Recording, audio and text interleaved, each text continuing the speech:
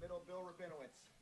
Sonny, for all you guys, it's your first win over Michigan. Just kind of describe the emotions, especially after taking a couple of punches early on.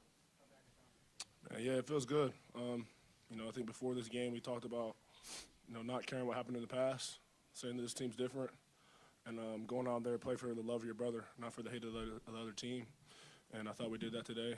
Just a bunch of band of brothers playing for each other. And we talked about it before the game. Like, we got to win in the second half.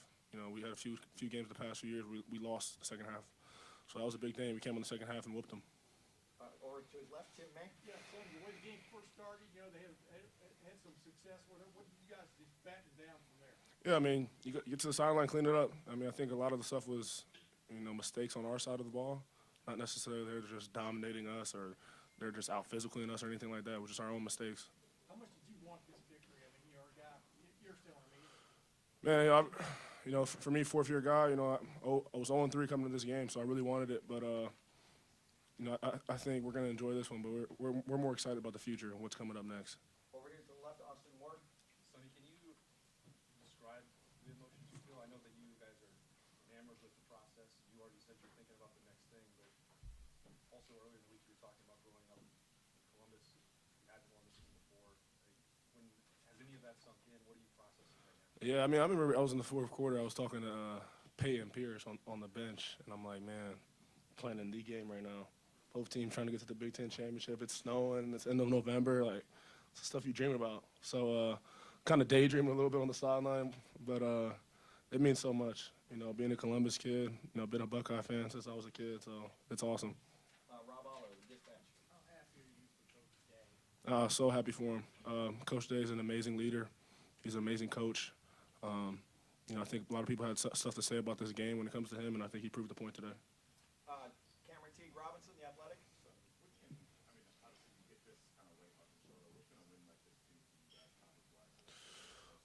Yeah, I mean, I think it just feels good to know you can kind of win in different environments versus different teams. I think they came out here at least for the defense side of the ball, they're trying to out physical us, and we out physical them. So it feels good to know that we're capable of doing that. Especially the past few weeks, I feel like we haven't really played a team that was a matchup game. So it felt good to go out and play a real true matchup game and just dominate. Stephen Means, Cleveland.com. More to the big point there. Brandon brought it up a couple of weeks ago that maybe we've seen a different side of Day since that loss last year. You guys have been around him every single day. Is there maybe pressure lifted off of him from this game, or does it just kind of now you're locked back in? No, I mean, I think Coach Day is the kind of guy, he's always on the chase. As soon as we won last year and we came back in for our meetings for the next season, you could tell he was on the chase, trying to get back to where we just came from. I think obviously this game feels good. This is one of our main 3 goals. Haven't been able to get it the past few years, so it feels good to get it. But I think it's just springing us into, like, what's coming up next and the bigger goals. I'm going to go 2 more for Sonny. Bill Landis over here to the left. Sonny, when you're talking about being on the sideline and figuring yourself out early in the game, what's Matt Patricia like in those moments, and how beneficial is it to have him down there on the sideline? It's awesome. It's like a sense of ease. He brings poise to the sideline. He's awesome. I've always said Coach Patricia, the best thing about him is he's a teacher. And, the way he's able to articulate his thoughts and help all of us understand, what's going on and what we're thinking next. And, just we're staying on our toes when he's out there. Pat, Jake, Chuck, Bill, any of you national guys need to have a question? Anything? Go ahead there, Pat.